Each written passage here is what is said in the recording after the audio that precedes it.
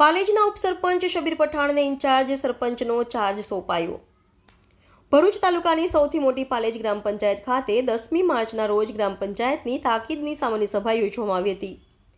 3 માર્ચના રોજ સરપંચ રમણભાઈ પુનાભાઈ વસાવાનું અકાળે અવસાન થઈ જતા તેમના માનમાં મૌન પાળવામાં આવ્યું હતું અને તેમને શ્રદ્ધાંજલિ અર્પિત કરવામાં આવી હતી।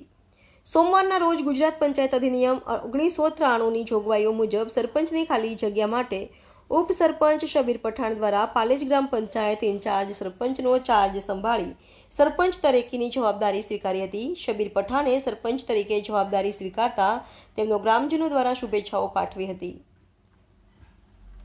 3 માર્ચના રોજ પાલેજ ગ્રામ પંચાયત સરપંચ રમણભાઈ પુનાનું આકારે અવસાન થયું હતું।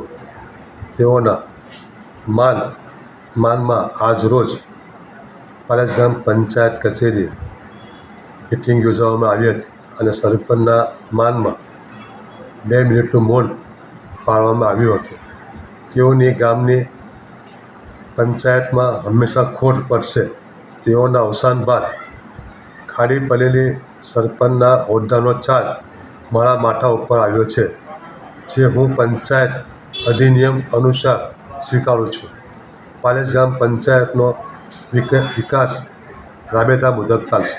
આભાર।